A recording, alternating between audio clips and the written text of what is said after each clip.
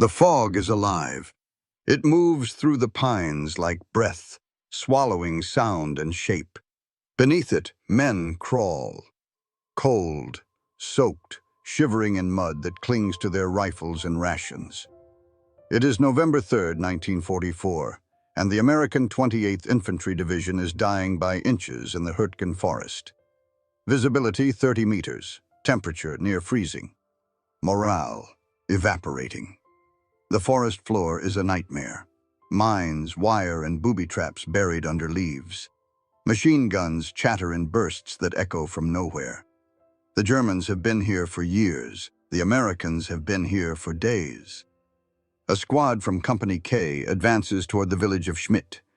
They move tree to tree, following compass bearings because there is no horizon, only the white blur of mist and the flash of artillery. A shell lands nearby.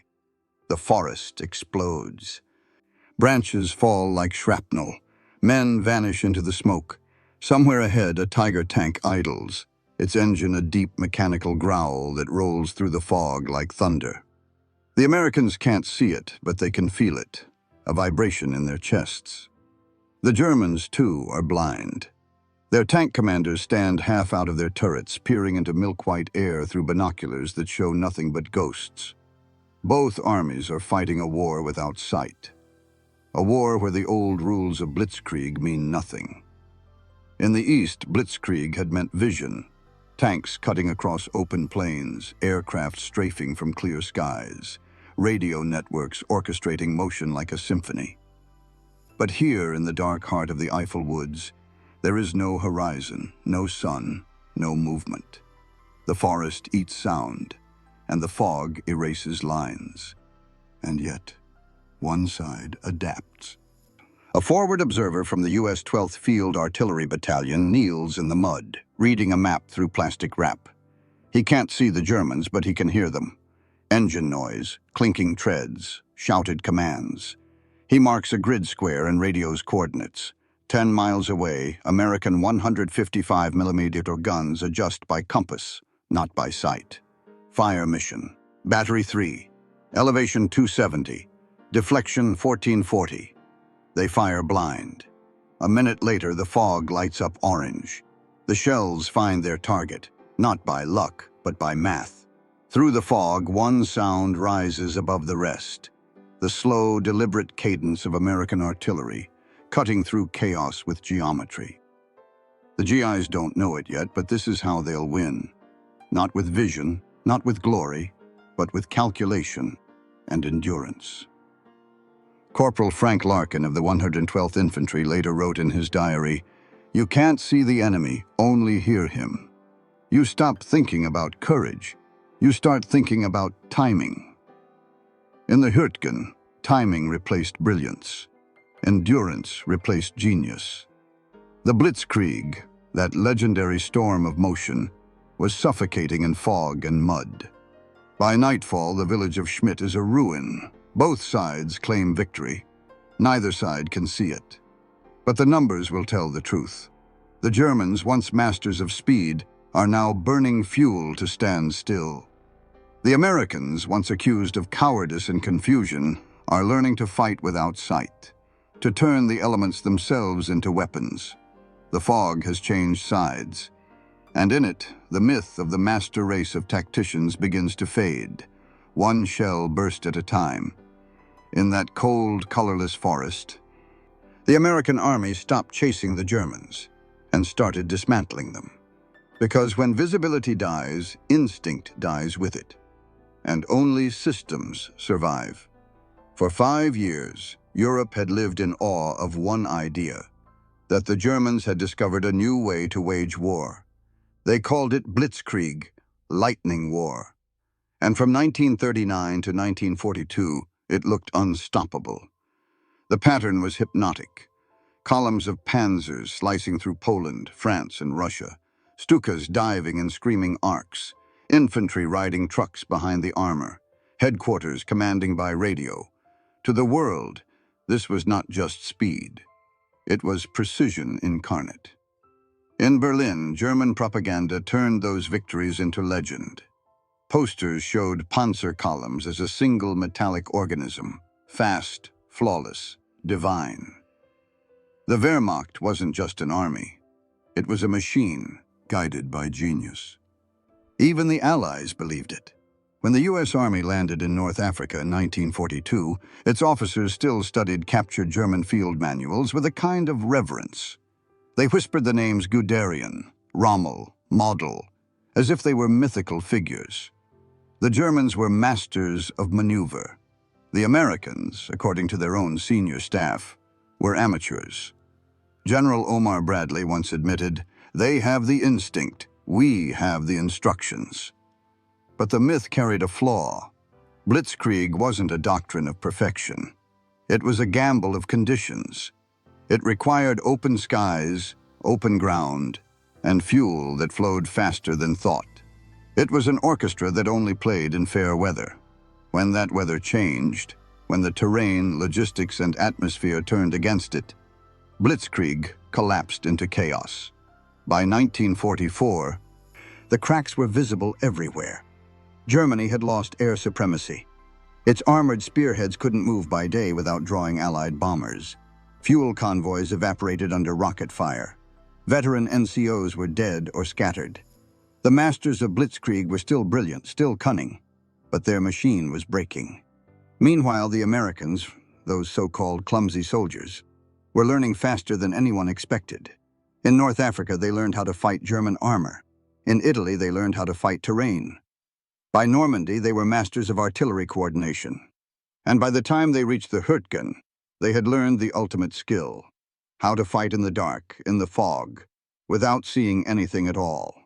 The Germans entered the war believing warfare was art, that genius could bend conditions. The Americans entered believing warfare was work, that numbers, not instincts, would prevail. By late 1944, the art was dying and the work was winning. Still, the German myth persisted. Their officers were sharper, their uniforms crisper, their tanks heavier, their reputation terrifying. A German platoon commander captured near Aachen said it best: "We never feared your soldiers, only your factories." That arrogance, the belief that Americans were soft, would prove fatal. Because in the Hurtgen and the Ardennes, the German war machine met something it had never faced before: an army that could absorb chaos, not collapse from it. The Wehrmacht system was built on tempo, orders flowing downward, initiative moving upward, synchronized by radio and intuition. It required movement, momentum, and clarity. The U.S. Army's system was built on redundancy. If one squad broke, another filled the gap. If one officer was killed, another took command. Orders were standardized. Training was identical. Everyone could pick up where the last man fell. Blitzkrieg was a blade. The U.S. Army was a hammer. In open country, blades cut faster. In fog, hammers survive. That's why, in the winter of 1944, the myth began to die. The fog, the mud, and the forests of Western Europe neutralized the German edge. Tanks couldn't maneuver. Radios jammed. Aircraft grounded. Every advantage the Wehrmacht once held evaporated. For the first time since 1939, the battlefield wasn't built for the Germans. It was built for whoever could endure. And endurance was the one thing Americans had in endless supply. Saram. As historian Stephen Ambrose later wrote, "The Blitzkrieg was designed for brilliance. The American army was designed for mistakes. That's why one survived the other." The fog was more than weather. It was the metaphor of a war that had turned against the myth-makers. In it, the men of the U.S. Army, freezing, muddy, exhausted, dismantled the legend of German tactical genius, not by brilliance, but by refusing to die. The Wehrmacht's lightning had met its ground wire, and in the forests of the West, lightning doesn't strike twice. By late 1944, two armies faced each other across Western Europe. One worshipped speed, the other worshipped supply. Both claimed to have mastered war. Only one was still moving forward. The Wehrmacht had been born from improvisation, from the idea that trained officers and local initiative could overcome any obstacle. Auftragstaktik, they called it, mission-type orders. A commander gave intent, and subordinates found a way. It was flexible, fast, and deadly when conditions were right. But conditions were everything. By the time the Americans reached the German frontier, that freedom of action had turned into a trap. Blitzkrieg depended on fuel, spare parts, and air cover, the very things Germany no longer had. In 1944, the German army ran on fumes. The Oberkommando der Wehrmacht calculated that each panzer division needed 60,000 gallons of fuel per day to remain operational. Most received less than 15,000. Entire units sat idle, engines drained and cold, while field commanders faked readiness reports to avoid court-martial. A panzer commander in the 2nd SS Division wrote bitterly in his diary, "We plan on maps, we maneuver on paper. The tanks do not move." The Americans, by contrast, ran on an empire of logistics. From Normandy to the Siegfried Line, convoys of Red Ball Express trucks thundered eastward 24 hours a day. They carried ammunition, food, medical supplies, and above all, fuel. 5-gallon jerry cans stacked floor to ceiling. The road system itself became an artery, a living extension of American industry. Mechanics repaired tanks in the open under floodlights. Mobile depots issued spare parts by barcode long before computers existed. Every component logged, tracked, and replaced. For every German tank crew struggling to find fuel, there were 10 American drivers making sure no division ever ran dry. War had become an equation of throughput. The Germans still believed war was won by genius. The Americans proved it was won by flow. And when the fog came, when air power vanished and sight collapsed, that difference became decisive. In fog, doctrine fails. Supply endures. Every German tank burned more fuel just idling in low visibility. Every stuck truck drained precious reserves. Every resupply delay multiplied across the front like infection. The fog wasn't just weather. It was attrition in gas form. Meanwhile, the Americans turned it into infrastructure. Their artillery fire control used grid mathematics instead of line-of-sight targeting. That meant they could hit invisible enemies with mechanical precision.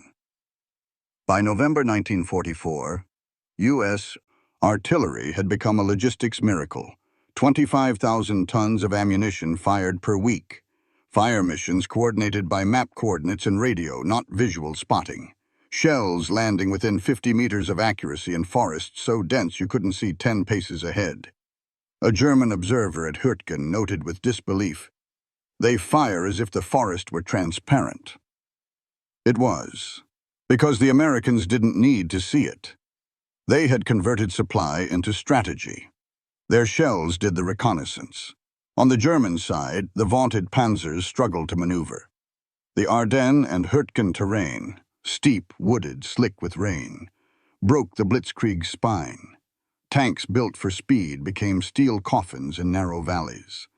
Every movement required fuel that didn't exist, bridges that couldn't hold, and maps that lied. Blitzkrieg had once been the art of fast decision. Now it was the art of slow death. German officers began to realize what their superiors would not admit. The Americans had replaced tactics with systems. Every platoon carried radios. Every division had standardized procedures. Every replacement knew the drill before his boots hit the mud.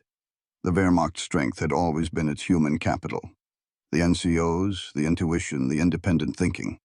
But by 1944, there were no veterans left to think. Training programs had been slashed from 16 months to 8 weeks. By the Ardennes, entire companies were commanded by teenagers wearing the insignia of men they'd never met. A veteran sergeant near Aachen told a U.S. interrogator, "We are ghosts wearing the uniforms of the living." The Americans faced the same fog, the same rain, the same horror. But their machine kept running. When orders failed, supply lines didn't. When visibility vanished, artillery still fired. When men fell, replacements arrived, equipped, fed, and ready. The Wehrmacht had doctrine. The U.S. Army had momentum. One was designed to win battles. The other was designed to not lose wars. By November, that difference was lethal.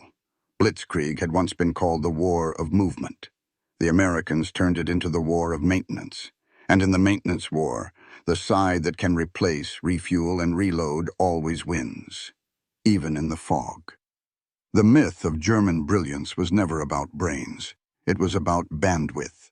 And by 1944, bandwidth was measured not in ideas, but in octane and artillery shells. The Germans were still fighting for space. The Americans were fighting for time.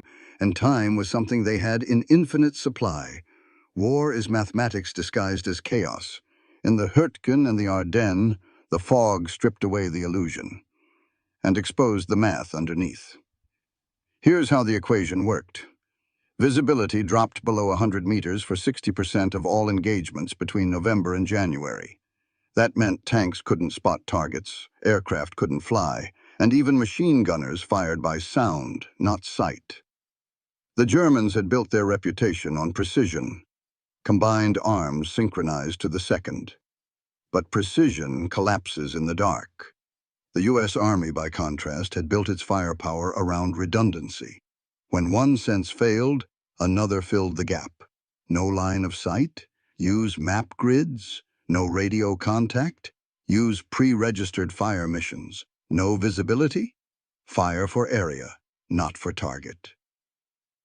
The Americans turned uncertainty into a formula. By late 1944, their artillery had become a mathematical weapon. Each battalion plotted its sectors in quadrants, assigned coordinates to every road junction, ridge, and tree line.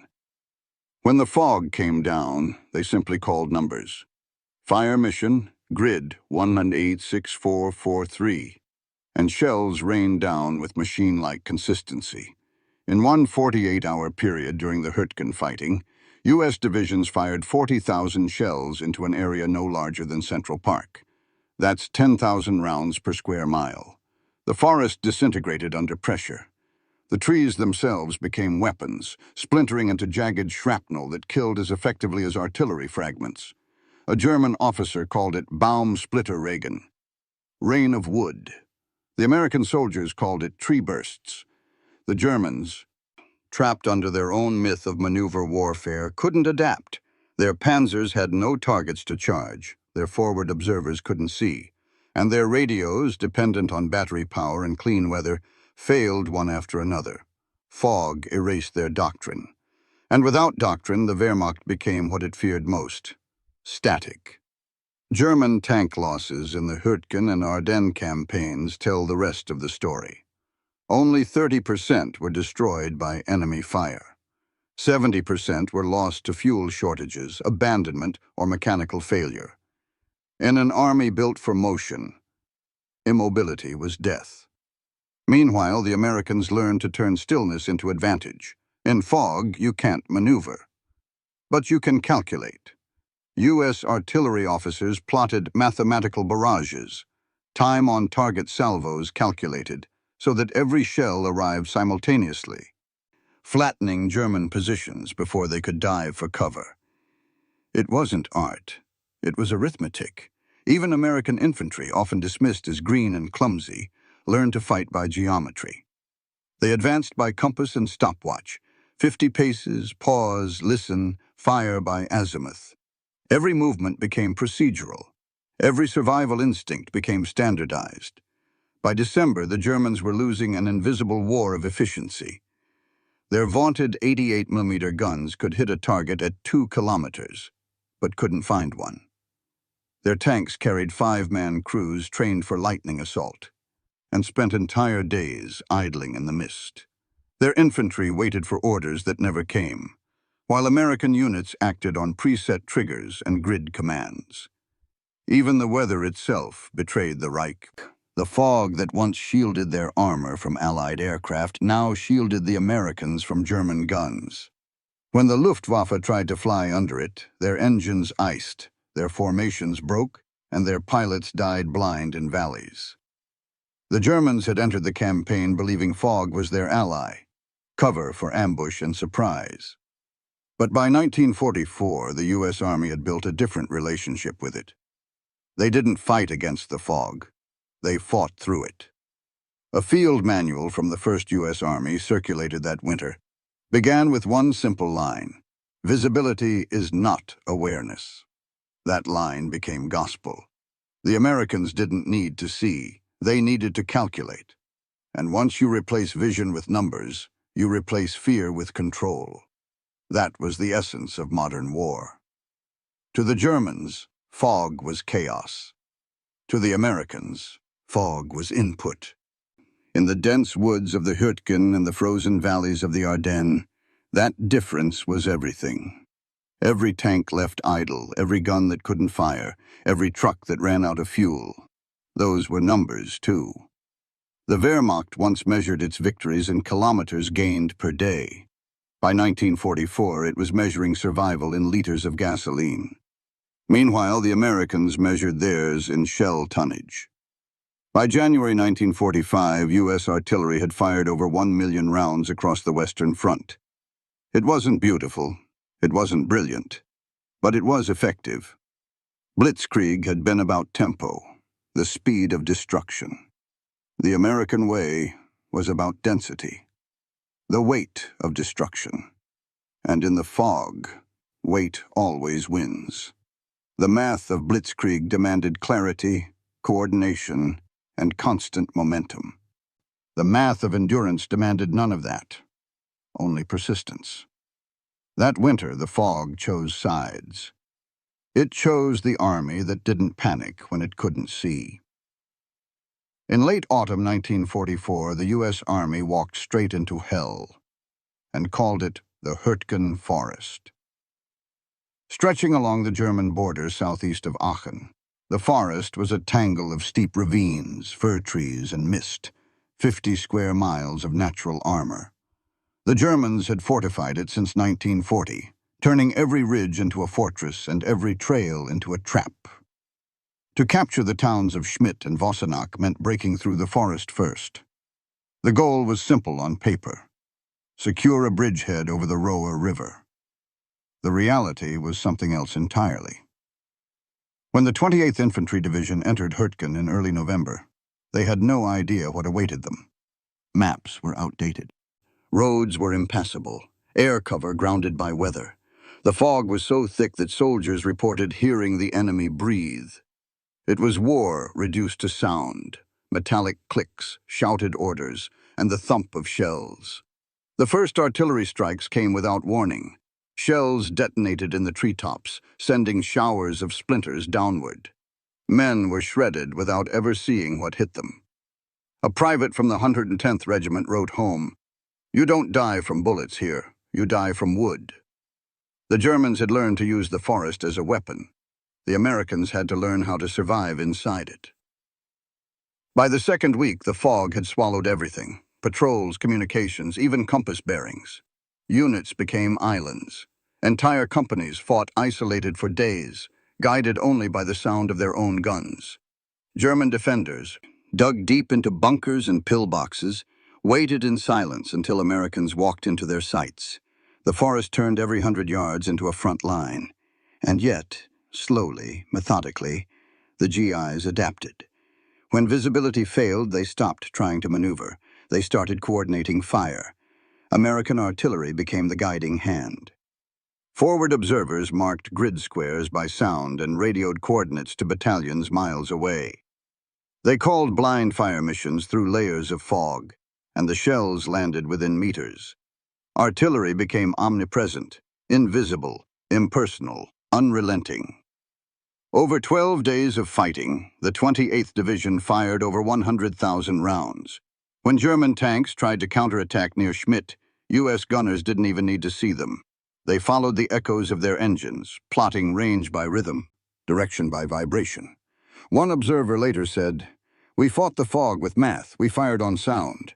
By the third week, the forest was a graveyard. Trees stripped bare, roots torn up by shell fire, bodies half buried in mud, helmets hanging from shattered branches. American losses were catastrophic. 24,000 casualties in one campaign. But the Germans lost something they couldn't replace: veterans, fuel, and faith. They fought bravely as they always had, but their tactics no longer worked. Blitzkrieg required movement, coordination, surprise. None of that existed in the Hurtgen. Instead, every battle was a slow bleed, a logistical test of which army could keep firing longer.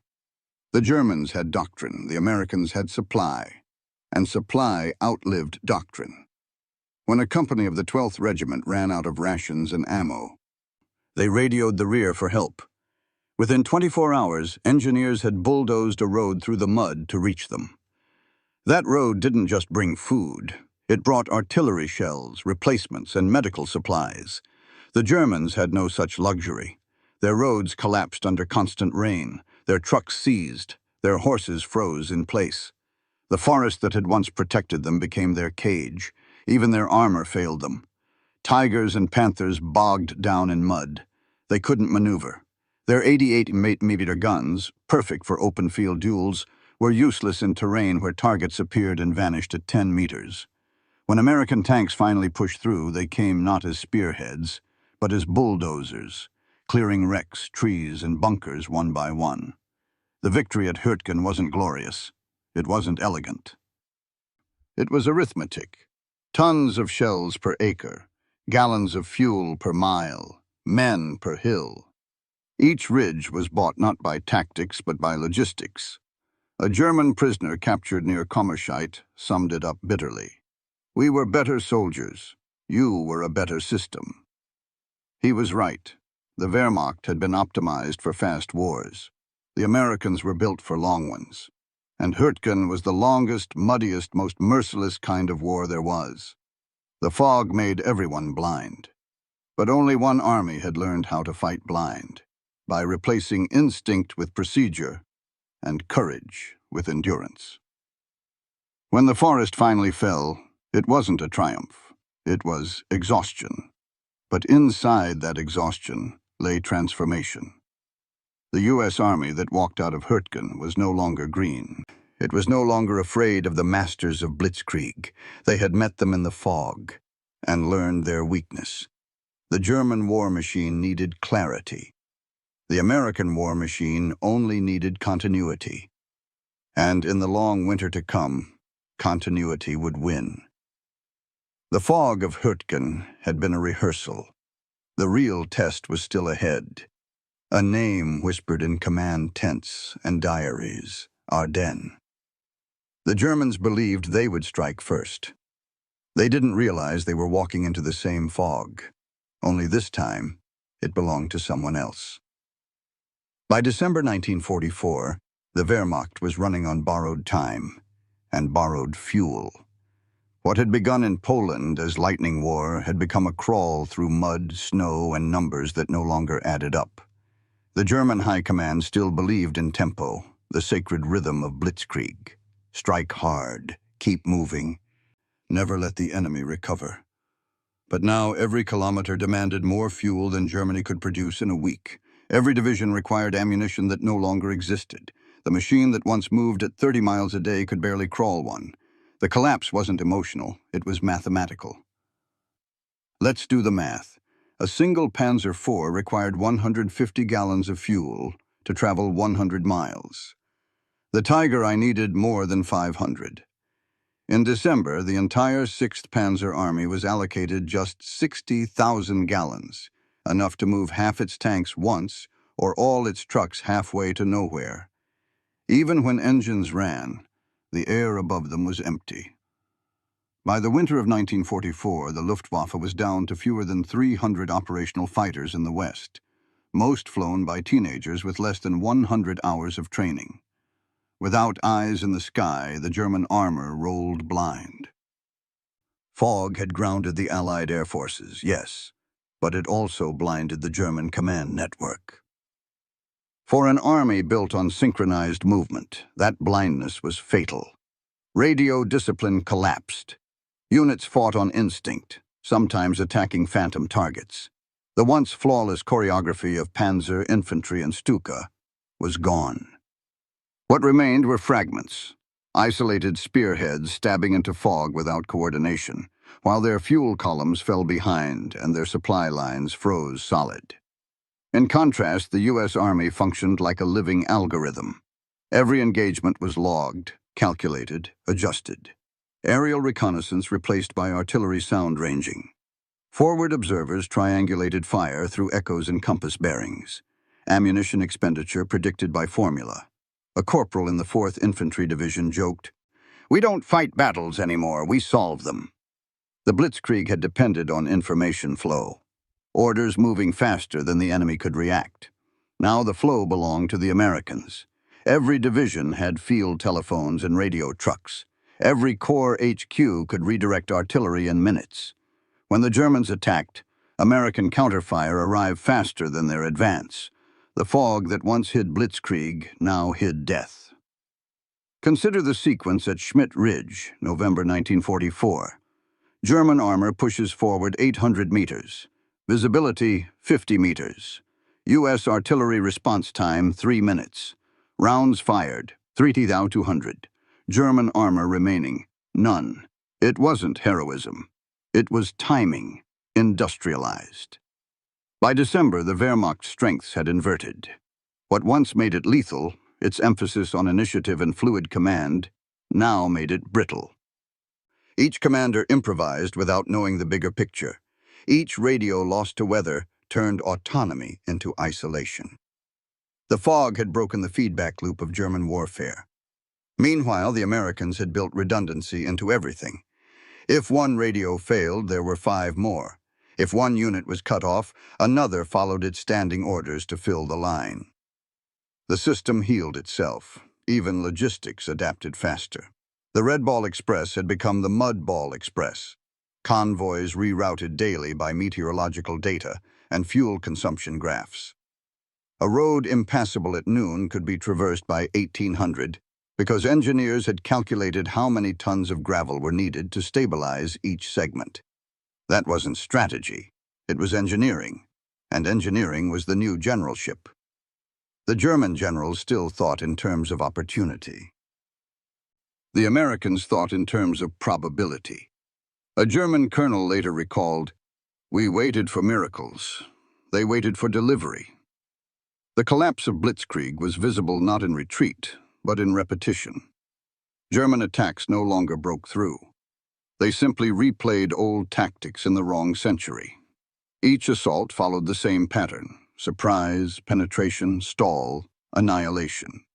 The Allies had learned to absorb the first blow. They knew the second would never come. At Hürtgen, the math was clear. German artillery fired 15,000 rounds per day. American artillery fired 90,000. The U.S. replaced 1,000 trucks a week. Germany replaced none. When systems of motion collide with systems of mass, motion loses. By December 1944, the Blitzkrieg was no longer lightning. It was static electricity. It sparked. It impressed. But it couldn't kill. In war rooms from Berlin to Bastogne, officers still used the word Bewegungskrieg, the war of movement. But on the ground, men were digging in, not driving forward. The German army, once the most modern in history, was fighting like its ancestors, entrenched, exhausted, and surrounded. The fog had done more than hide the battlefield. It had revealed the truth. Blitzkrieg was not a superweapon. It was a weather-dependent system, a formula that failed the moment one variable changed. And now every variable had changed: fuel, training, weather, supply, morale. The Americans had no single doctrine to lose. They could bend without breaking. The Germans could not. The Blitz had stalled, not from cowardice or defeatism, but from physics. The energy that began in Poland had burned itself out in the forests of Germany. And when the fog lifted, it wasn't lightning anyone saw. It was smoke. The myth of the invincible Wehrmacht was still alive in headlines and propaganda, but on the ground, its batteries were dead. It had mastered speed. It had mastered shock. But it could not master exhaustion. The masters of Blitzkrieg had become prisoners of their own equations. And the GIs, trudging forward through fog and fire, had learned to solve them. December 16th, 1944. The Ardennes. Temperature, 5 degrees. Visibility, 0. For once, the fog didn't belong to the Allies. At 5:30 a.m., the German guns opened up. 1,600 artillery pieces thundering through the mist. The ground shook for miles. American units huddled in dugouts, confused, disoriented. No one believed a major attack was even possible in weather like this. But it was happening. The German counteroffensive, Operation Wacht am Rhein, was Hitler's last gamble. A strike through the fog and snow that would split the Allied front and capture Antwerp. The logic was seductive. The weather grounded Allied planes, blinding the air power that had shredded Germany all year. The fog would level the field, and Blitzkrieg, the old god of motion, could live again. For 72 hours it did. The German spearheads smashed through the thinly held American lines. Entire regiments were overrun before they realized what was happening. Columns of panzers surged out of the mist, engines roaring, guns flashing in the white void. Villages that had been quiet crossroads became infernos. Saint-Vith, Clairvaux, Lanzerath, Malmedy. To the German high command, it felt like 1940 all over again. Fast, bold, unstoppable. But beneath that illusion, the same flaw was already forming. Speed without supply. The Americans, stunned at first, didn't collapse. They absorbed. Small units scattered through the forest refused to surrender. At Lanzerath Ridge, a single American reconnaissance platoon, 18 men, held off an entire battalion of the 3rd Fallschirmjäger Division for nearly a full day, delaying the advance of the 6th SS Panzer Army. Their radio was dead. Their flanks were gone. But their defense bought 6 critical hours. Further south, the 99th Infantry Division, fresh from training, barely blooded, dug in around Elsenborn Ridge. They had no air cover, no reinforcements, and no visibility. But they had radios, compasses, and artillery. When the German tanks emerged through the mist, they didn't see the American positions until they were inside the kill zone. Then came the math. Artillery. Pre-sighted, pre-coordinated, instantaneous. Each U.S. forward observer carried fire missions already prepared for grid squares. When contact was made, they didn't guess. They read numbers. The result was slaughter. Within minutes, the ridge was hidden in flame. Tigers and panthers bogged down or exploded in place. The fog that had been meant to protect them became a mirror for their own destruction, every muzzle flash revealing their location. In the first 3 days, the Americans lost 60,000 men, unkilled, captured, or missing. But the Germans lost something worse: momentum. Their fuel convoys lagged behind. Their timetable collapsed. Their commanders argued over roads choked with wrecks. For the first time since 1939, Blitzkrieg had run into an enemy that didn't run. At Bastogne, the 101st Airborne was encircled.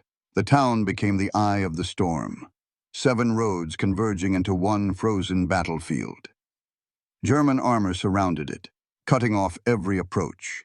Fog and snow grounded Allied airdrops. Food and ammunition dwindled. But inside Bastogne, discipline replaced panic. Engineers laid mines by feel. Artillerymen fired shells guided by sound. Infantrymen rotated through foxholes so no one froze to death. When the German commander demanded surrender, Brigadier General Anthony McAuliffe famously replied, "Nuts." That single word summed up the new American way of war. No bravado, no theatrics, just defiance that was both statistical and spiritual.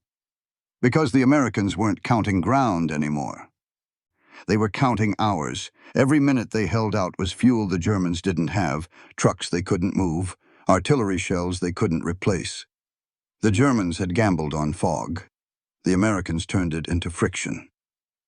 By Christmas, the German advance had stalled. Their tanks ran dry. Their officers froze in unheated half-tracks. Their radios crackled with desperate calls for fuel and coordinates that no longer mattered. Then, on December 23rd, the fog finally lifted. For the first time in a week, the sun broke through the snow clouds. The sound that followed was like a biblical judgment. Engines, hundreds of them, roaring from the west. P-47 thunderbolts and typhoons flooded the sky, cutting down retreating convoys, burning columns, exploding fuel trucks. The Wehrmacht, which had lived by the sky's grace for 5 years, now died under it. The Battle of the Bulge, as the Americans called it, was over in less than a month. Germany's last blitz had ended in exhaustion. When it began, the fog had belonged to the Reich, cover for its desperate strike. When it ended, it belonged to the Americans, a memory of endurance turned to victory. In that frozen month, the U.S. Army proved that even when outnumbered, outflanked, and out of sight, a system that refuses to break will always outlast an army that depends on luck. The Blitzkrieg had returned for one last dance and collapsed under its own echo. In the fog of the Ardennes, the masters of movement had learned the deadliest truth of modern war. You can't maneuver against math. The fog didn't lift for the men inside Bastogne. It stayed, thick and gray, curling between ruined houses and frozen corpses, muffling the world into a kind of purgatory. It was December 21st, 1944, the longest night of the year, and the 101st Airborne Division was completely surrounded. To the German High Command, this was a triumph. To the men on the ground, it was a trap for both sides. The town of Bastogne sat on 7 major roads, a vital crossroads for the entire Ardennes offensive. Whoever held it controlled the flow of German armor toward Antwerp. So Hitler sent Heinrich von Luttwitz's 17th Panzer Corps to crush it. Inside the town were 12,000 Americans, paratroopers from the 101st, tankers from the 10th Armored, engineers, clerks, and drivers who had been swept into the defensive ring. They had almost no heavy weapons, few supplies, and no air support. What they did have was organization and a refusal to die.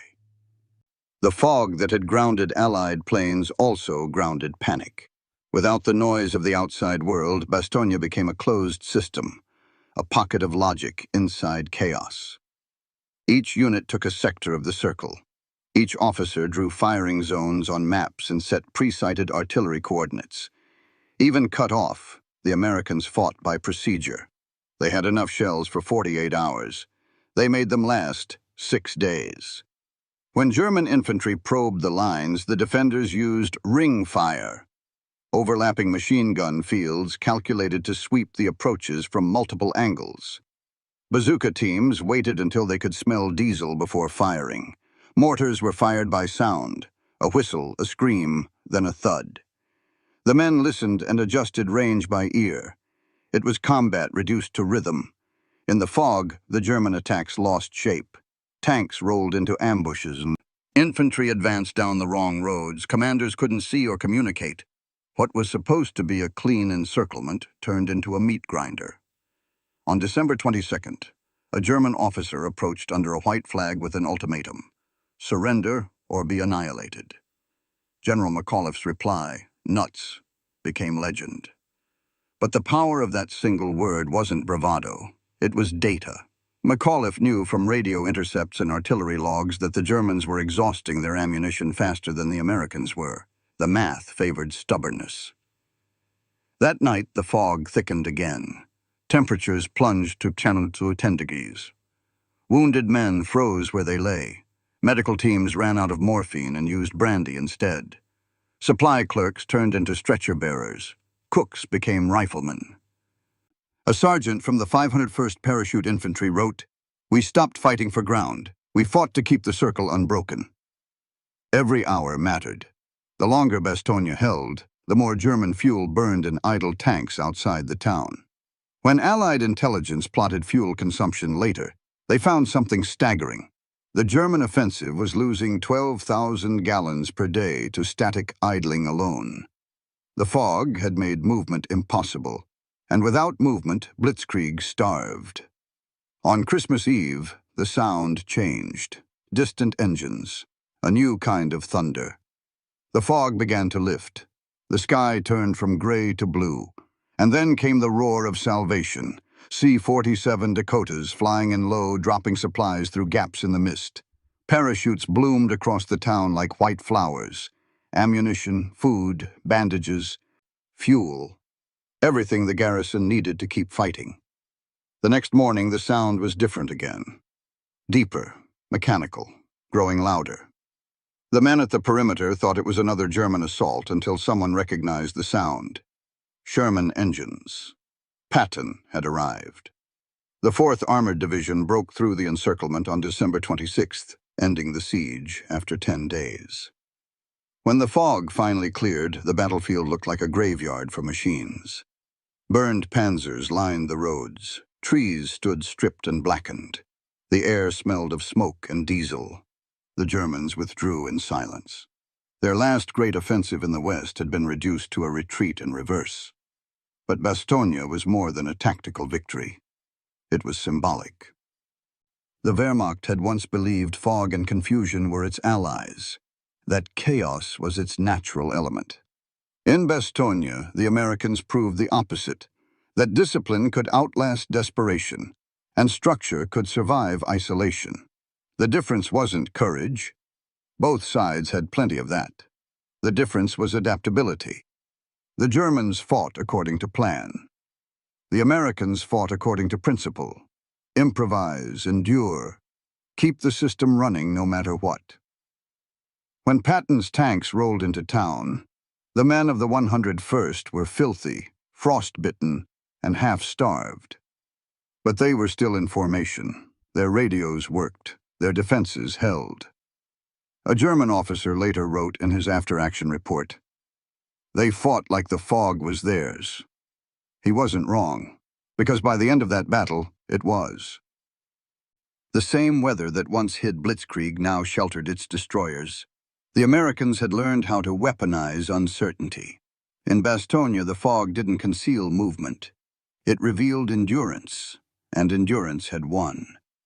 By January 1945, the fog had lifted, and so had the illusion. The German counteroffensive was over.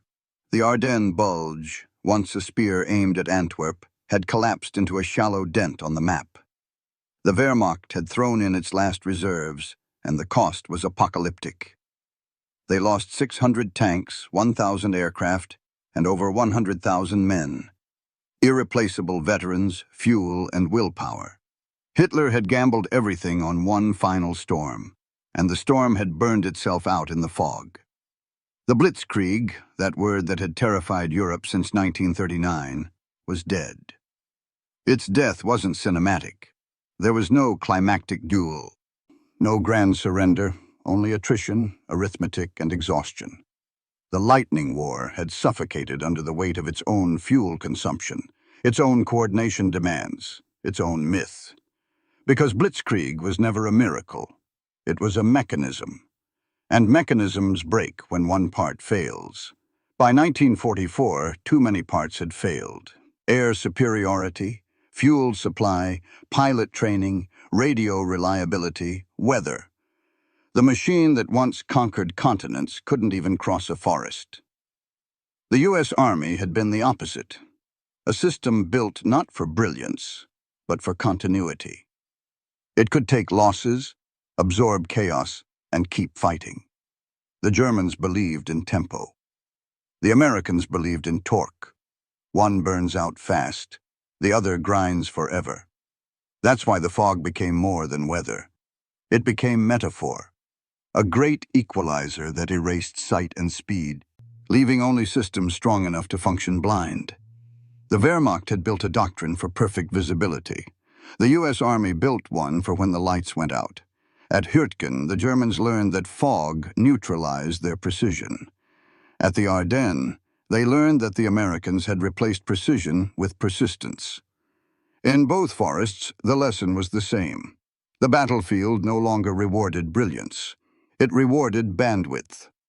An American forward observer could call 15 batteries within 5 minutes. A German observer, even if alive, might wait an hour for fire support. That gap, not courage, not steel, decided the war. The myth of German tactical genius had always rested on context. Short wars, limited fronts, clear skies. When those conditions disappeared, so did the magic.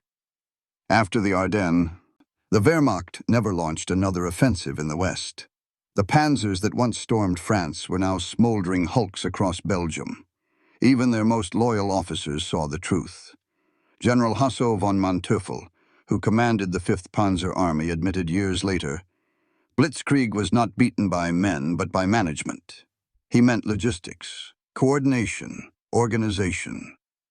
The Americans had discovered a new kind of power, one that didn't need genius at the top, only competence everywhere else. Their command structure was flat, their supply network self-correcting, their artillery decentralized but synchronized. It was bureaucracy turned into warfare, and it worked. Because the American system didn't depend on the weather or visibility or even leadership. It depended on structure. Every soldier was a gear. Every unit was replaceable. Every setback was just another data point. And data, unlike glory, doesn't die in the fog. That was the true death of Blitzkrieg. Not destruction by fire, but replacement by process. The masters of movement had run into an army that didn't need to move fast to win. It only needed to endure longer. The fog had tested both philosophies to their breaking point. German doctrine, speed and initiative. American doctrine, endurance and standardization. In the end, endurance won. The German army could still fight, but it couldn't sustain. Its pilots could still fly, but not often enough to matter. Its tanks could still kill, but not move far enough to change the war. Blitzkrieg had been lightning, powerful but brief. The American war machine was electricity, constant, industrial, and infinite. And when lightning meets the grid wins. By January's thaw, the fields of Belgium were littered with proof. Burned tigers, empty half-tracks, boots frozen in mud. The fog had thinned, revealing the bones of an idea, beautiful once, but doomed by its own perfectionism. A German officer captured near Houffalize said quietly to his interrogator, "We were too proud to fight like you, too proud to fight ugly." But ugly had won. The GIs didn't fight for speed, they fought for survival. They fought for the next meal, the next hill, the next hour. That's how myths die, not with defeat, but with obsolescence. The Blitzkrieg had rewritten the rules of war in 1939. In 1944, the fog rewrote them again. The new rule was simple. If your system can't survive blindness, it can't survive modern war. The fog had chosen its victor.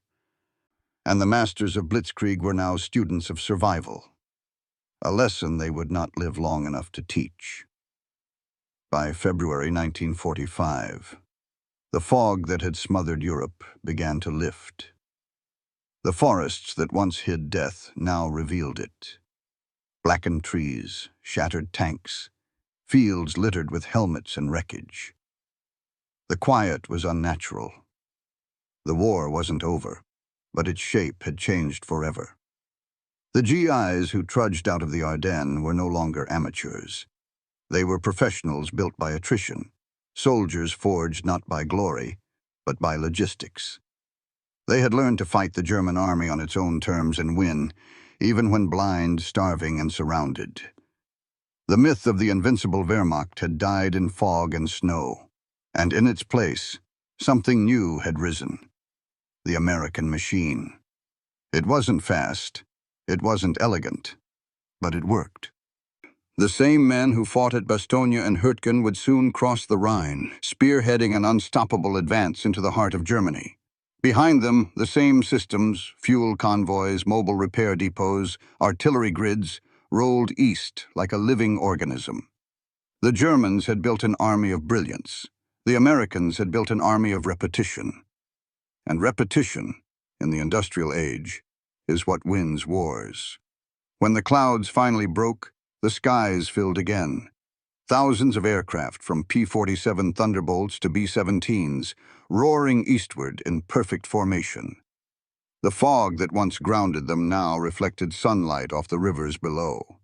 The war had gone from gray to blinding white. The same weather that had tested the GIs now became their weapon. With the skies clear, air power returned with a vengeance. Columns of retreating German armor burned on open roads. Factories in the Ruhr glowed under bomb fire. And every time the fog threatened to return, the Americans didn't curse it. They measured it, predicted it, and planned around it. The age of improvisation was over. The age of control had begun. The fog of war, once a curse, had become part of the American system, an element to be managed, not feared. That was the final evolution of the modern battlefield, turning uncertainty into input. In 1939, the Germans had defined the future. By 1945, the Americans had redefined it. War was no longer about the few who could think fast. It was about the many who could execute endlessly. The forests of Hürtgen and the fields of Bastogne proved a new kind of truth. Perfection dies quickly, but process endures. The masters of Blitzkrieg had learned that no doctrine can survive exhaustion, and the men who beat them, the mud-caked, frozen, half-starved GIs, had proven that persistence itself could become a weapon. March 24th, 1945. The sky over Germany looks calm. Too calm. Below the clouds, smoke columns twist from airfields, fuel depots, and what's left of the Reich's defenses. The war is almost over, but in the air, something entirely new is happening. From altitude, a silver P-51 Mustang banks left, its pilot scanning the haze below. Call sign, Detroit Miss. The pilot, Captain Urban Drew, 375th Fighter Squadron. His fuel gauge flickers low. His orders are simple. Cover the bombers, intercept anything that climbs. But what appears below isn't a FW-190 or a ME-109. It's something faster, smoother, alien. A gray blur streaks across his canopy, the shape of a shark, the scream of turbines. It's the Messerschmitt Me-262, the world's first operational jet fighter. For a heartbeat, Drew can't even believe it's real. The thing is gone before he finishes blinking, a ghost of aluminum and flame. But seconds later, his radio crackles. Blue flight, jets spotted south of Berlin. They're hitting the fortresses, and they're fast. The Mustang pilot pushes throttle forward, the Merlin engine howling in protest. The gap is impossible. The Me-262 is nearly 100 miles per hour faster, its acceleration uncatchable in clean flight. But Drew isn't chasing it in the sky. He's chasing it downward. Through the haze, he spots a pattern. The jets don't fight like prop planes. They strike, dive away, and climb to safety. Then one by one, they slow, descend, and line up to land at their home fields. That's their weakness. Speed saves them in combat. But speed must end somewhere. The Mustang dives. Airspeed 480, then 500. The wings groan, the rivets scream. He drops through the cloud layer and sees it. A concrete runway near Akmir, and at its edge, a Me-262 lowering its gear. Drew squeezes the trigger. 650 caliber Brownings open fire. The sky becomes a storm of tracers. The jet erupts into fire before it even touches the ground.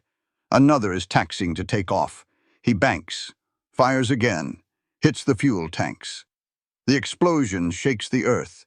In 20 seconds, 2 Me-262s are destroyed, one airborne, one on the runway. Drew pulls away low, engines roaring, heart pounding. His guns are empty, his oxygen light blinking red. He climbs into the clouds again, vanishing into the same mist he came from. Later in his combat report, he'll write simply, 2 Me-262s destroyed near Akmir, one on final approach, one during takeoff. No exaggeration, no poetry, just fact. But in those 20 seconds, everything had changed. The Luftwaffe had unleashed the most advanced fighter in history, and it had just been outmaneuvered by a propeller-driven plane built in mass production. Speed had met system, and speed lost. Across the continent, the same scene played out again and again. Jets roaring into the sky, outrunning everything, only to be hunted down on their return. The future of flight had arrived, but it was already bleeding out on its own runways. The Mustang pilots didn't need to chase the Me-262s in the open sky. They just needed to wait for them to come home. And in the final spring of the war, that patience, that discipline of systems, would end the jet age before it even began. Because in modern war, speed is nothing without control. And in March 1945, the Americans controlled everything. For decades, the Me-262 has lived in myth, the machine that could have changed everything. Historians and enthusiasts alike have called it the weapon that came too late, the fighter that might have reversed the war had Hitler not meddled. It's an irresistible story. The world's first operational jet fighter flying 100 miles an hour faster than anything the Allies possessed. Designed by Willy Messerschmitt, powered by twin Jumo 004 turbojets, armed with four 30mm Mk-108 cannons, each round capable of tearing a bomber apart with a single hit. To the Germans, it was salvation with wings. To the Americans, it was terror incarnate. In 1944, Allied bomber crews whispered about a silver lightning that struck without warning. Pilots reported glimpses, a streak, a flash, a roar that no piston engine could make. The Me-262 was nearly invisible to pursuit. On paper, it was unbeatable. In practice, it was unsustainable. Because what made it revolutionary also made it fragile. The Me-262 could fly at 540 miles per hour, yes, but only for minutes at a time before its jet turbines overheated. Its engines had to idle for several minutes before takeoff, producing massive heat signatures visible for miles, and they lasted, on average, 25 operational hours before burning out. Every sortie risked destroying the aircraft simply by flying it. The German propaganda machine ignored that. In their newsreels, Me-262s streaked across skies in slow motion, their pilots depicted as futuristic knights of the Reich. Goebbels called it the miracle weapon. Hitler himself became obsessed, believing the jet could turn the tide. But Hitler's obsession doomed it. When Messerschmitt proposed the Me-262 as a high-speed interceptor, Hitler rejected it. He didn't want a defensive weapon. He wanted an offensive bomber to strike London. He ordered the jet modified to carry bombs, a change that delayed its production by nearly a year. By the time the Me-262 entered combat in mid-1944, the Luftwaffe had already lost the skies. Fuel shortages, destroyed airfields, and Allied bombing raids crippled its rollout. Only a handful of jets could take off each day. Many more sat idle, engines without fuel, pilots without experience. In contrast, the Allies were producing fighters by the thousands, 15,000 Mustangs, 12,000 Thunderbolts, 8,000 Spitfires. The Luftwaffe could produce one Me-262 for every 100 Allied aircraft in the air. Still, the myth persisted. Even Allied intelligence overestimated the danger. Reports from late 1944 warned that if Germany could field even 500 operational jets, the bombing campaign might collapse. General Karl Spaatz, commander of U.S. strategic air forces in Europe, put it bluntly. If the Germans ever get those jets working in numbers, our daylight bombing is finished. The Allies scrambled to prepare. Intelligence teams tracked jet bases. Photo reconnaissance identified new concrete runways, longer and smoother, required for the fragile Me-262s. But as American planners soon realized, the jet's weakness wasn't in its speed. It was in everything surrounding it. Each Me-262 needed a 5-man ground crew, a fuel truck, 2 mechanics trained in turbine maintenance, and a runway longer than 1,500 meters, luxuries the collapsing Reich could barely afford. And each time one took off, it left a trail of exhaust that guided Allied fighters directly to its base. By late 1944, the U.S. Army Air Forces had rewritten their standing orders. Do not chase the jet, wait for it to land. In that simple shift, from reaction to prediction, the myth began to die. The Me-262 was not a miracle weapon. It was a weapon without a system. It flew faster than any aircraft in the sky, but it flew alone. The Luftwaffe of 1939 had been built on coordination, ground control, radar guidance, and synchronized assault. The Luftwaffe of 1945 was an echo. Brilliant machines without the infrastructure to support them. The Me-262 symbolized everything that Germany had become: technologically visionary, strategically bankrupt. And the Allies were learning that speed, without structure, was suicide. In that realization lay the real shift, the birth of modern air warfare. The jet age wasn't defined by who could fly faster. It was defined by who could make speed sustainable. The Me-262 had proven what was possible. The P-51 was proving what was practical. The Germans had built the future. The Americans had built everything around it. That was the difference. And that was why the Me-262 would never save the Reich. Because even a superplane needs a system to land on. By the summer of 1944, the German sky was a paradox, home to the most advanced aircraft ever built, and an air force on the edge of extinction.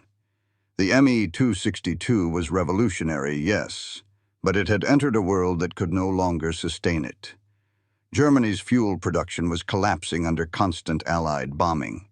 Its rail lines were shattered. Its factories scattered across forests and caves. Even its pilots were running out of time. Every part of Blitzkrieg's technological machine, that precise mechanical harmony that once conquered Europe, was now disintegrating. The Luftwaffe's most advanced jets were being built by teenage apprentices and forced laborers, assembled in tunnels by candlelight. Meanwhile, the Americans had turned air war into industry. The P-51 Mustang was not perfect. It wasn't the fastest, nor the strongest, nor the heaviest. But it was everywhere. 15,000 of them rolled off assembly lines in less than 2 years. The same factories that built refrigerators and cars were now turning out warplanes. Each one identical, each one serviced by a logistics chain so vast it spanned oceans. The Germans built genius. The Americans built consistency.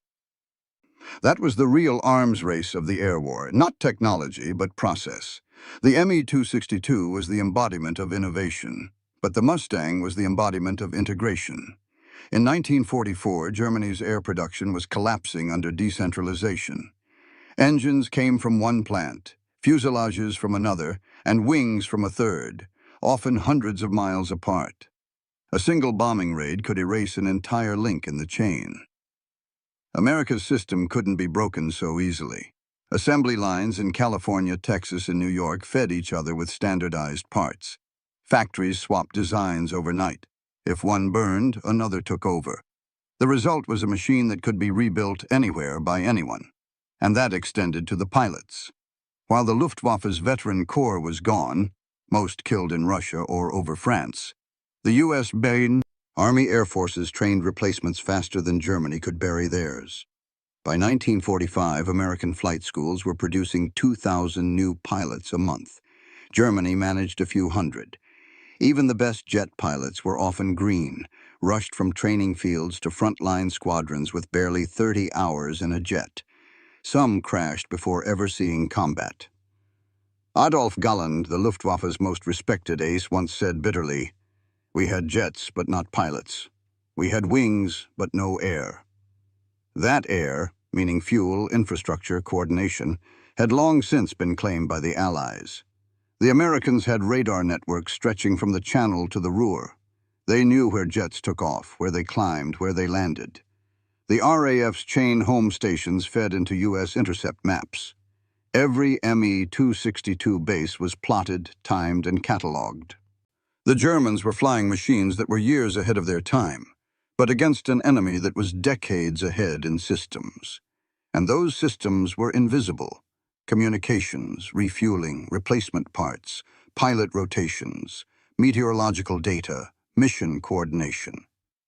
When the 8th Air Force sent bombers deep into Germany, P-51s escorted them all the way, a feat made possible not by the plane's design alone, but by mid-air refueling logistics, radio frequencies standardized across continents, and forward airfields refitted overnight by engineers. The Me-262 could outfly the Mustang, yes, but it couldn't outlive it. Every minute a Mustang flew, the American supply network moved behind it. Tankers, ammunition trucks, field repair units, fresh pilots. Every minute a jet flew. Germany burned through its last drops of fuel. The Reich was betting on miracles, the Allies were betting on math, and the math never loses. In 1944, a single Me-262 cost 5 times as much to produce as a P-51, consumed 4 times the fuel, and required 10 times the maintenance hours. For every hour a German mechanic spent on a jet, an American could refuel and reload 10 Mustangs.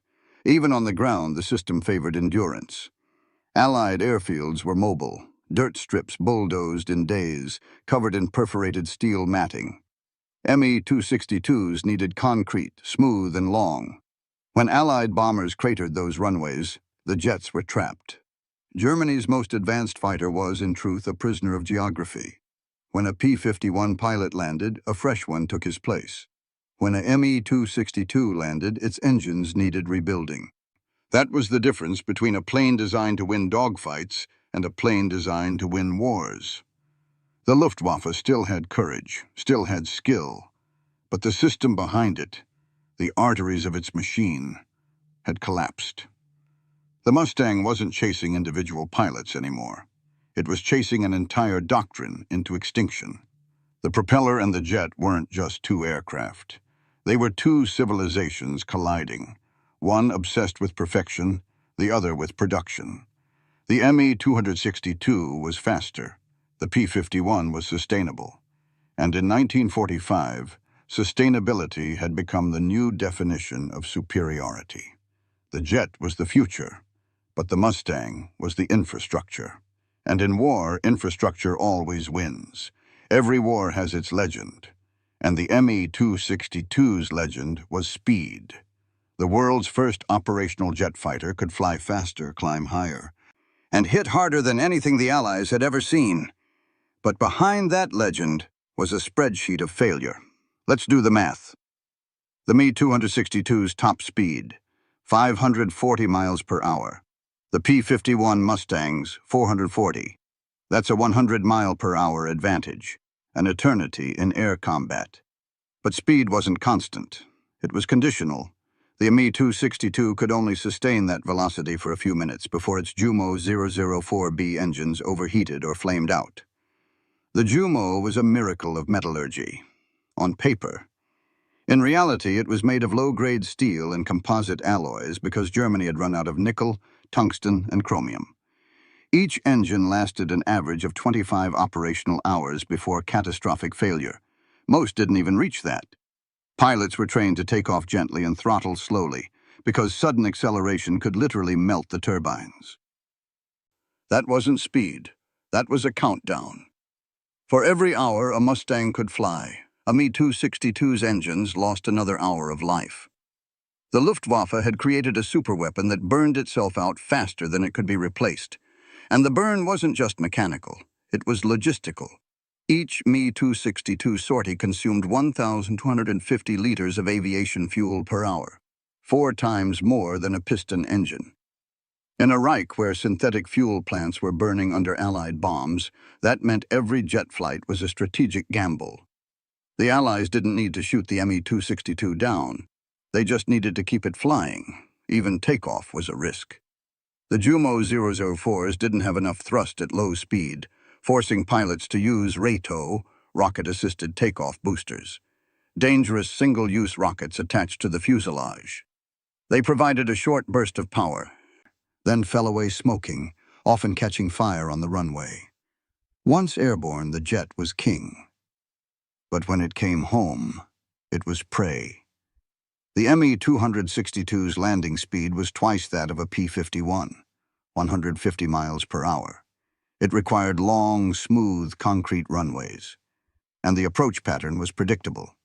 Allied intelligence exploited that. By late 1944, the U.S. Army Air Forces had mapped every jet base in Germany. They calculated average sortie times, flight paths, and approach vectors. Squadrons of Mustangs waited above the clouds near those coordinates, ready to strike when the jets slowed. This was the birth of the jet trap, the first algorithmic ambush in aviation history. Radar stations fed data to command posts. Observers logged takeoffs and landings by stopwatch.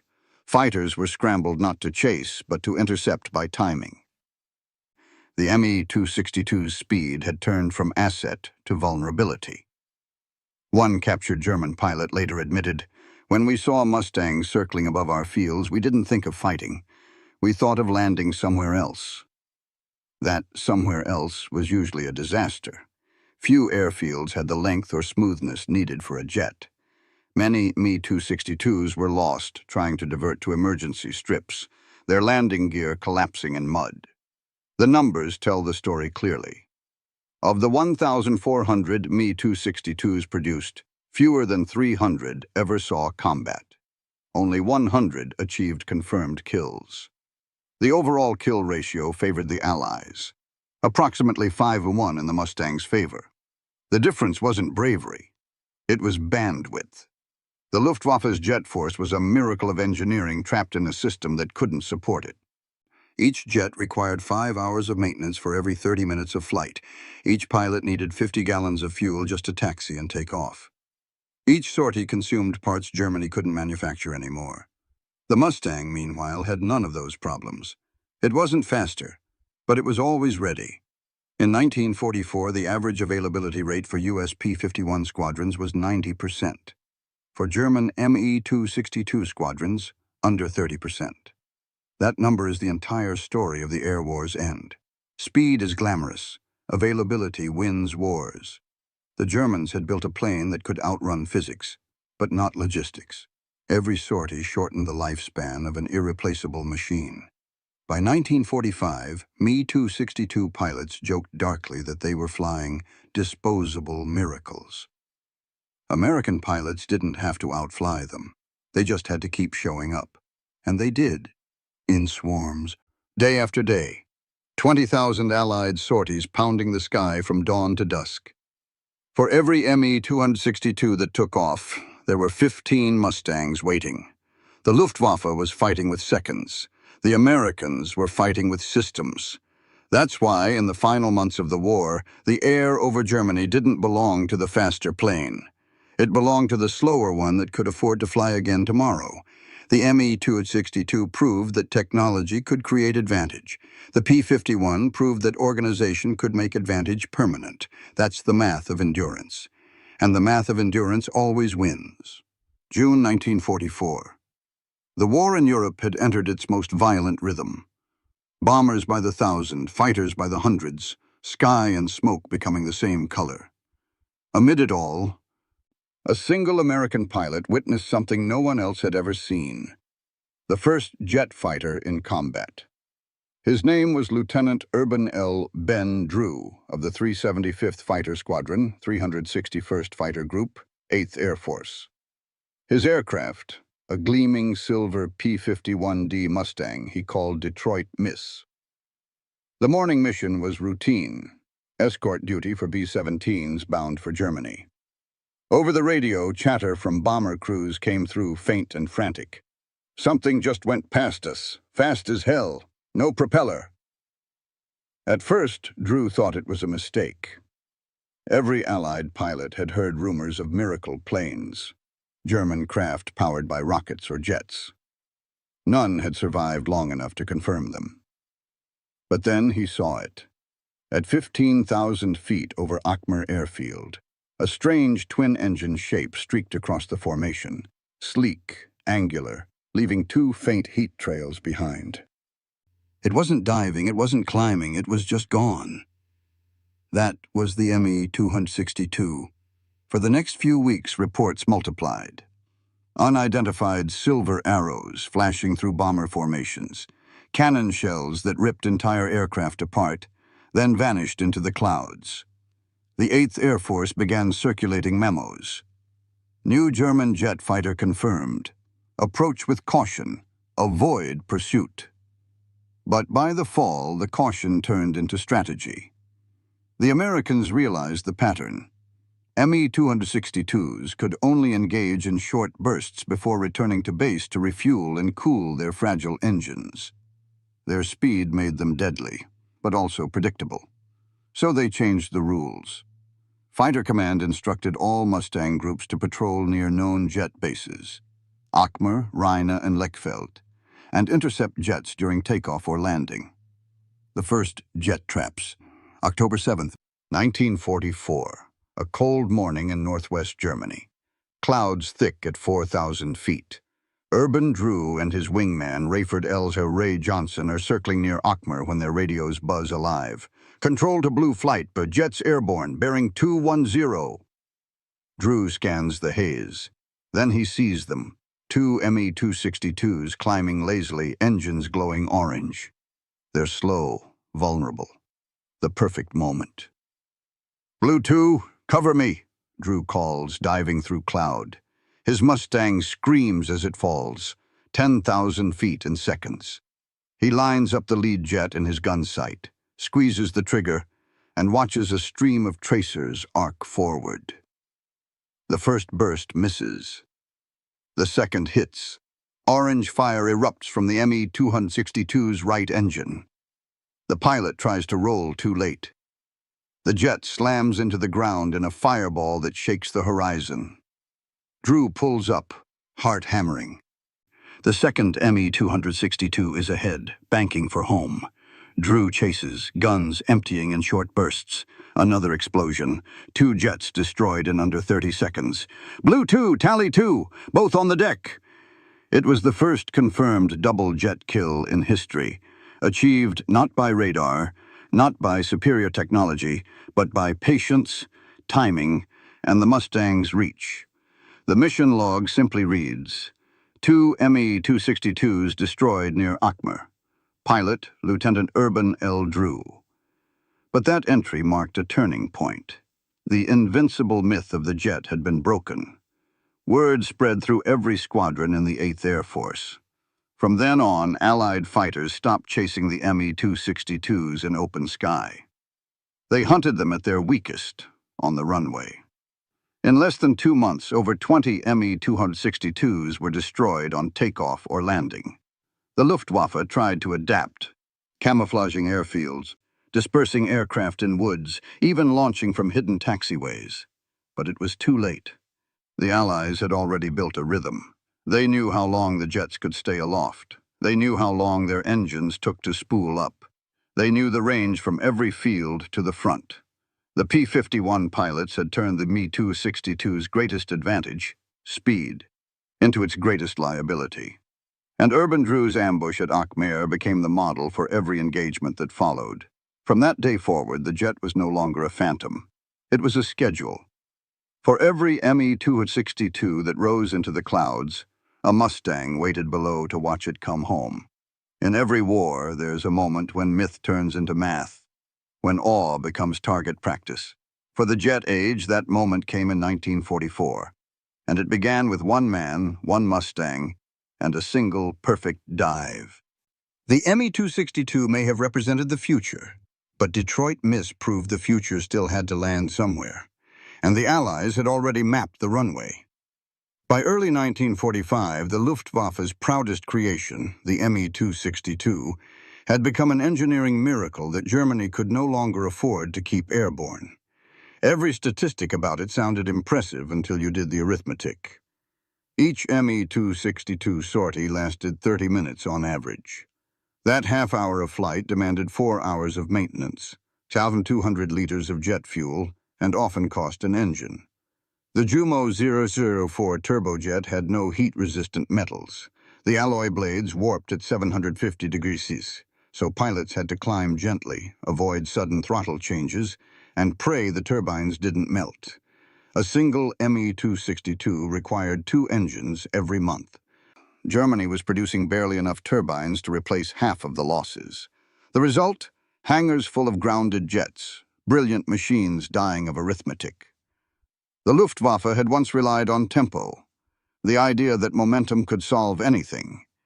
In 1940, speed had conquered France. In 1945, it only accelerated collapse. Let's trace the cascade. The Reich's fuel supply came from synthetic plants at Luna, Berlin, and Pörlitz, producing aviation fuel from coal hydrogenation. Allied bombers destroyed or disabled all three by September 1944. Jet engines demanded C3 high-octane kerosene, refined in micro quantities. Each Me-262 flight burned the same fuel required for 60 Panzer IVs to move a mile. Every time a jet flew, a tank somewhere stayed still. Even when jets could take off, they couldn't operate in numbers. By March 1945, the Luftwaffe fielded 200 serviceable Me-262s on paper. Operational readiness was below 30%. Average daily sorties, fewer than 40. Meanwhile, the 8th Air Force flew 2,000. This is what historians call collapse math, the point when a technology's logistical cost exceeds its battlefield value. The Me-262's engine required a full overhaul after 10-15 hours. Each overhaul consumed manpower that once serviced entire squadrons of piston fighters.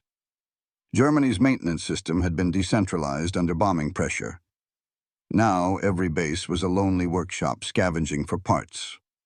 Pilots became mechanics. Ground crews cannibalized one jet to fix another. In the language of systems, the feedback loop was broken. By contrast, every P-51 on the continent had a standardized service protocol. 11,000 field manuals, spare parts crates labeled by serial number, fuel trucks synchronized by convoy schedule. American maintenance could turn around a squadron overnight. German maintenance needed miracles daily.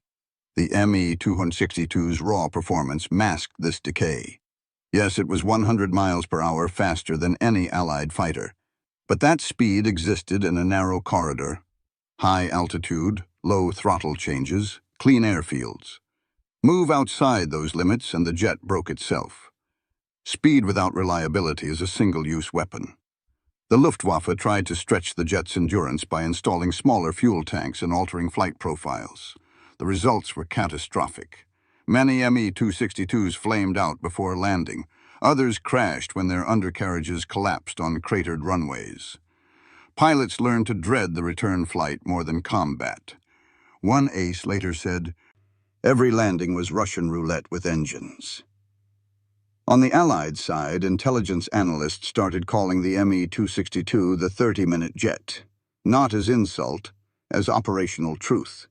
They knew its radius, its endurance, its vulnerability window. That's all they needed. Each American interception group could calculate the jet's pattern. 10 minutes climb, 10 minutes attack, 10 minutes return. P-51 squadrons were then stationed within that arc, waiting above the airfields at exactly the 28-minute mark. It was precision warfare by stopwatch. The Germans tried dispersing jets into forest clearings, hiding them under camouflage netting, even using sloped grass runways. But the Me-262's wheels couldn't handle rough ground. Engines sucked in debris. Every improvised takeoff destroyed a million Reichsmark turbine. The airfields in the woods became scrapyards. Fuel convoys were worse. Each truck carried only enough kerosene for 2 sorties. Allied P-47s hunted them relentlessly. Losing one truck meant grounding 3 jets. Losing 3 meant shutting down a squadron. By the spring of 1945, the Me-262 had achieved the ultimate paradox, a weapon too advanced for the economy that built it. Germany had invented the future and run out of present tense to sustain it. The Luftwaffe's commanders knew it. Adolf Galland begged Berlin for priority fuel allocations and spare engines. Hitler refused, insisting on using the jets as bombers instead of interceptors. So the Me-262, designed to save Germany from bombing, spent its final months carrying 250 kilos explosives, flying faster toward irrelevance. In the end, the Reich's skies filled not with superweapons but with abandoned prototypes. Dozens of Me-262s sat half-assembled in underground factories, their frames gleaming under floodlights powered by dying generators. Outside, Allied armies were crossing the Rhine. The jet's last numbers tell the story better than any battle. 1,430 Me-262s built, 320 flown in combat, 150 destroyed in the air, nearly 400 destroyed on the ground before ever flying. That's not a record of failure. It's a record of misallocation, the point where vision exceeds infrastructure. Germany had produced a masterpiece in the middle of a logistical collapse. The Allies had produced an average plane inside an industrial miracle. And in total war, the average miracle wins. When Me-262 pilots throttled forward for takeoff, they were not launching attacks. They were burning their nation's remaining future in 30-minute intervals. The jet didn't lose because it was slow. It lost because it couldn't last. That's how the future died in the spring of 1945. Not in flames, but in fractions. Berlin, March 18, 1945. The city burns from horizon to horizon. Overhead, the roar of 1,300 B-17s and B-24s fills the sky, escorted by over 700 P-51 Mustangs. The Allies are destroying the heart of the Reich. Oil depots, factories, rail junctions, anything left that keeps the German war machine breathing. Then, through the smoke, something new appears. A formation of Me-262s, 37 of them, climbing fast, glinting silver against black cloud. To the bomber crews, they look like arrows shot from the ground. This is Jagdgeschwader 7, JG-7, Nowotny, the world's first operational jet fighter wing, under the command of Theodor Weissenberger, one of Germany's last aces.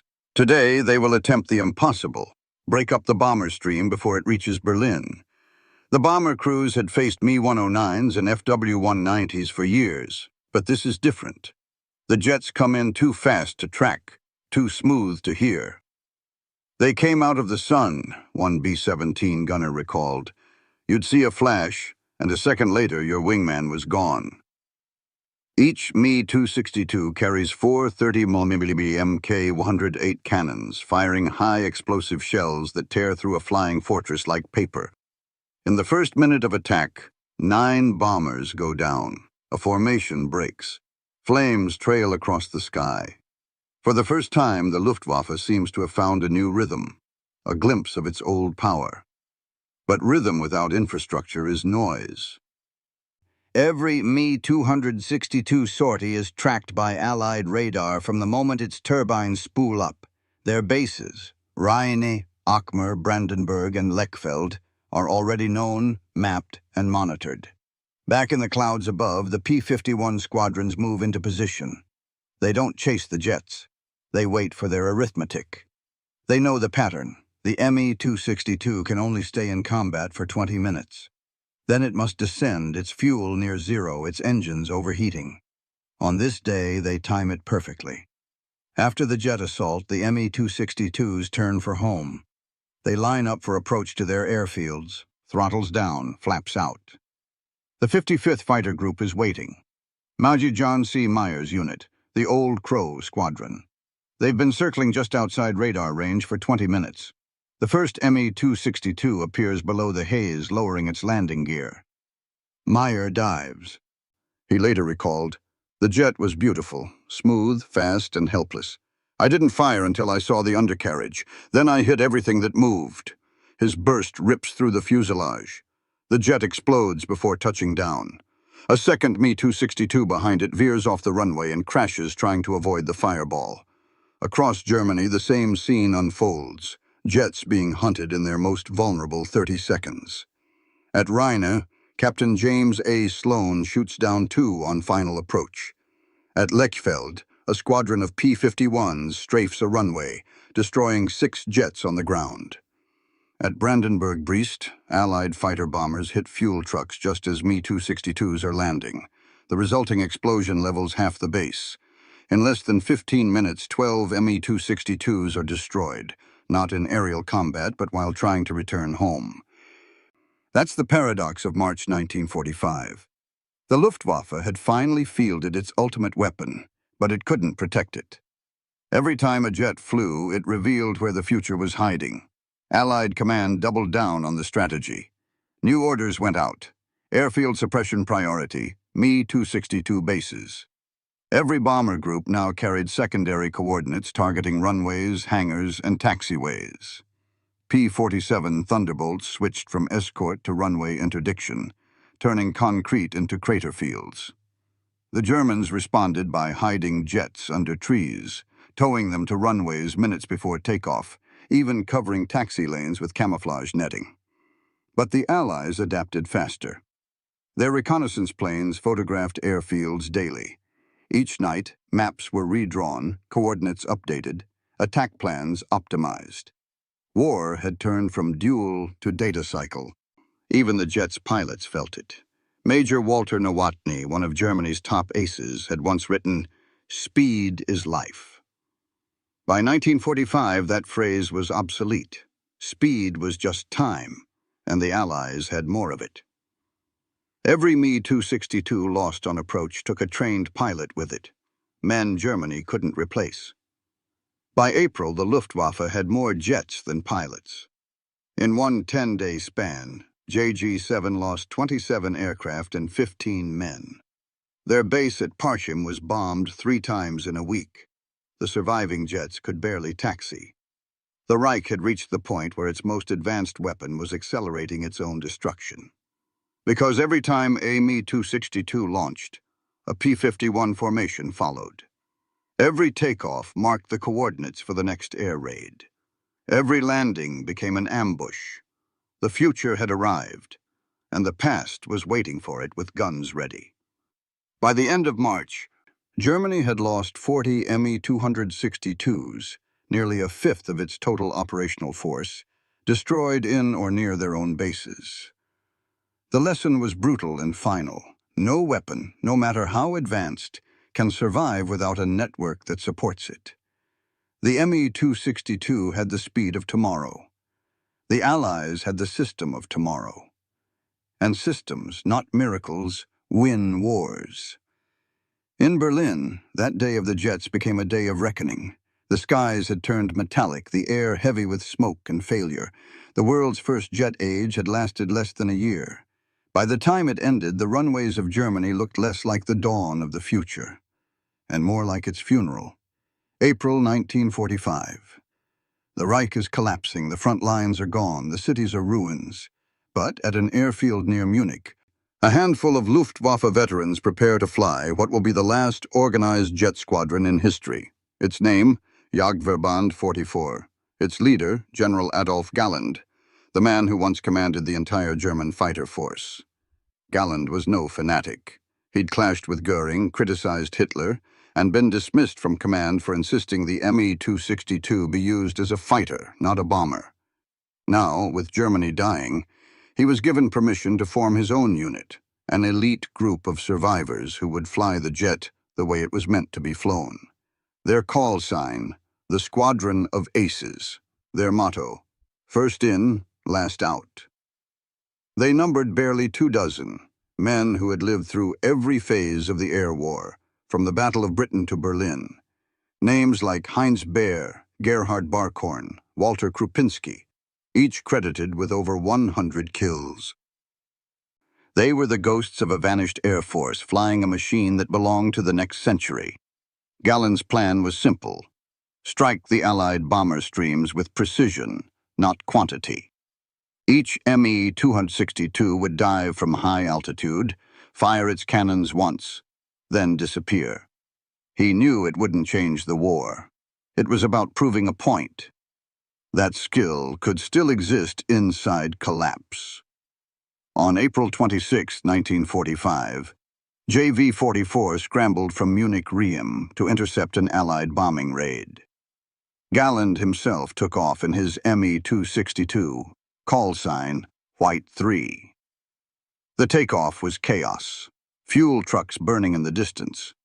Runway bomb craters patched with sand. Allied fighters already prowling nearby. One of his pilots, Oberleutnant Heinz Baer, described the scene. "You never looked up to check for the enemy. You looked down, praying the runway was still there when you landed." The jets climbed through haze. Gallen's voice came over the radio, calm, deliberate. "Remember, one pass, then out.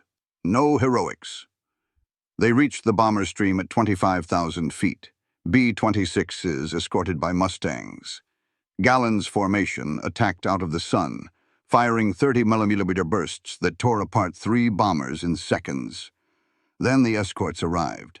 Dozens of P-51s dove from above, engines screaming. The fight turned savage. The Me-262s had the speed, but not the agility. Every time they slowed to turn or climb, a Mustang was already on their tail. Gallen's plane took hits. Cannon shells shattered his canopy, fragments slashed his leg. He managed to land at Riem, his cockpit filling with smoke. His mechanics dragged him out bleeding, the jet smoldering behind him. That was his last flight. JV-44 continued for another week, fighting with brilliance and futility. Their jets took off under constant strafing. American fighters ringed their airfield daily. For every Me-262 that climbed, 2 burned on the ground. By May 1st, they had 5 operational aircraft left. That same night, Allied bombers hit Munich again. The squadron's last fuel depot was destroyed. Galland, wounded and exhausted, gathered his men in the hangar. The jet stood behind them, silent, gleaming in the flickering light. He told them, "Gentlemen, we've proven what this machine can do. But Germany has no skies left to give it." 2 days later, JV-44 surrendered to U.S. forces at Salzburg. The Americans were astonished by what they found. Aircraft that looked like science fiction, with swept wings, jet turbines, and streamlined fuselages. Engineers crowded around them, taking measurements, photographing every bolt. Galland watched in silence as the victors examined his masterpiece. For him, the Me-262 had always been both triumph and tragedy. It represented everything Germany could still imagine, and nothing it could still achieve. In post-war interviews, he would say, "The Me-262 was the perfect fighter for 1946, built in a nation that didn't have a 1946. That summed up the paradox of the jet age's birth. It arrived too early for the world that built it, and too late for the one that needed it. The Americans and British took the lessons and moved forward. Within 5 years, the F-86 Sabre, Gloster Meteor, and MiG-15 would all evolve from the Me-262's design. The jet Galland had tried to save would shape the next generation, just not for the country that invented it. In the ruins of Munich Riem, Allied officers marked the Me-262 wrecks with chalk numbers for collection. They didn't see them as relics. They saw them as blueprints. For Galland, it was personal. His nation had built the future, then buried it under arrogance and exhaustion. The jet hadn't failed. The system had. As he limped away from his last airfield, Galland reportedly said quietly to one of his men, "Speed is useless without control." That was the epitaph not only for the Me-262, but for the entire Luftwaffe. A machine without an ecosystem is just potential, and potential without endurance is death. The P-51s hadn't beaten the Me-262 in design. They had beaten it in sustainability. And as the war ended, the Allies understood what that meant. The next war would belong to whoever could merge innovation with infrastructure. Germany had built the prototype. America would build the production line. And that was how the jet age truly began. May 1945. The war in Europe is over. The airfields that once roared with the sound of Me-262 engines now lie silent, littered with half-assembled jets and burned-out wrecks. Rows of Mustangs sit nearby, engines off, wings streaked with dust, but victorious. The final score was clear. The future had arrived, and it had lost. The Me-262 had been everything Germany dreamed of. Fast, sleek, revolutionary. It was the first glimpse of post-war aviation, but it was also a symbol of how genius without endurance becomes tragedy. The P-51 Mustang, by contrast, was an old idea perfected. It had been designed not for speed alone, but for structure, for production, maintenance, communication, and predictability. It belonged to an ecosystem that could repair itself faster than the enemy could adapt. That difference between brilliance and bandwidth decided the last air war of the 20th century's first half. The Me-262 flew faster. The Mustang flew forever. Numbers don't lie. Between 1944 and 1945, the Me-262 destroyed about 500 Allied aircraft. The Allies destroyed over 800 Me-262s, most of them on the ground. The Luftwaffe's kill ratio looked impressive, until you counted what it cost: an entire nation's fuel, pilots, and industrial heart. The Mustang's kill ratio wasn't just in dogfights, it was in production. For every Me-262 built, 12 Mustangs rolled out of American factories. For every jet destroyed, 3 more were captured. When Allied engineers entered Lechfeld Air Base, they found rows of Me-262s intact, abandoned by crews who couldn't fuel them. Some still had their engines running. The symbol of German speed had ended the war without moving. The lesson was absolute.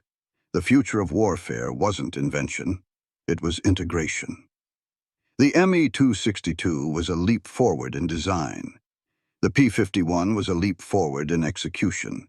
Even Adolf Galland, the man who had fought for the jet's survival, admitted the truth after the war. The 262 was the best fighter I ever saw. But it was a fighter without an air force. That quote became the obituary for the Luftwaffe itself, a masterpiece without a foundation, a symphony without an orchestra. The Americans, meanwhile, had built something less glamorous but infinitely more lethal, a repeatable process. Every P-51 was nearly identical. Every pilot trained the same way. Every mechanic could service any engine in any squadron. It wasn't artistry, it was automation. The same logic that ran Detroit's assembly lines and now ran the sky. That's what the jet age would become. Not a contest of innovation, but of industrial coordination. The Me-262 was a vision. The Mustang was an institution. And in war, institutions always win. When the numbers were finally tallied, they told a story more profound than any duel. Me-262s built, 1,430 operational by war's end, around 300 P-51s built, 15,875 operational, 14,000 plus. That's a tenfold advantage, not in performance, but in presence. The jet had changed what was possible. The Mustang had changed what was practical. That practicality extended beyond the battlefield. The U.S. had built a global network: radar stations, communications grids, supply chains, command hierarchies, all feeding into a single war-fighting organism. Germany had built machines that demanded perfection. America had built a system that survived imperfection. And that was the shift that would define the modern world. The Me-262 died in its moment of birth. The P-51 evolved into the DNA of the next 50 years. Within 5 years, both sides would meet again, this time over Korea, in jets descended from the 262's design and guided by the Mustang systems. But the blueprint for that future didn't come from Germany's brilliance. It came from America's endurance. That's what the fog, the fire, and the runways of 1945 had proven. That the age of the lone genius was over. The age of the system had begun. When the Mustang pilots walked the abandoned German airfields, they saw not victory, but a prophecy. Jet engines, swept wings, pressurized cockpits. It was the future, just misplaced in time. One of them, Major John Meyer, wrote home, "They had the better planes. We had the better plan." That line became the quiet truth of the entire war. Technology wins battles. Systems win wars. The Me-262 was the future that arrived too soon. The P-51 was the past perfected until it became the future. In the end, the propeller beat the jet, not because it was faster, but because it could finish the mission. And in the smoke of Germany's last runways, the age of speed gave way to the age of structure. May 1945, the last days of the Reich. Across Germany, Allied soldiers walked through hangars filled with the wreckage of the future. Me-262s with burned turbines, skeletal fuselages, shattered canopies. They touch the smooth metal, stunned by what they're seeing. The jet age had been born here, in failure. What Germany had built was 20 years ahead of its time, but 5 years too late for its own survival.